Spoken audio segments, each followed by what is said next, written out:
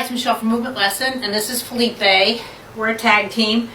I want to go over the points on rolling over. I kind of posted this cute little kid trying to get his foot in the boot, right?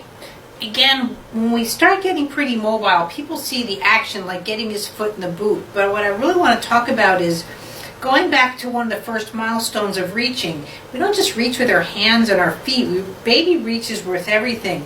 So when they're going up, they're climbing up.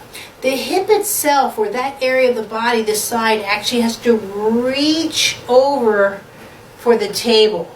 Right? They're not just getting the leg up and trying to get over. Now you and I can do that, but a baby is, or a toddler is in this mode of reaching over, just like when they're trying to get down from something. You see them go backwards and stuff, but they're reaching over, right? And they get their strength from that. That's when eventually we need the cartwheel. So where the problem is, what you're seeing with rolling over, you're seeing the eyes and the head go down. But if you look at your son, or you can see the video review that I'm comparing this to, the bum is going up and it's delayed, and so where's the counter? Head has to go down when he's like this.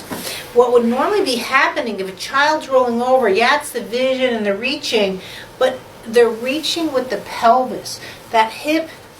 So if I'm here playing as a child, right, I'm interacting with all that force of gravity. So when I have subluxations, hip issues, you're going to see where the leg comes here or falls behind, but you're not seeing this counter with force. We're really going to be covering this in training. So when a child rolls over, and now the pubic bone is right there, sets up, and they're rolling over, and they still have this sight.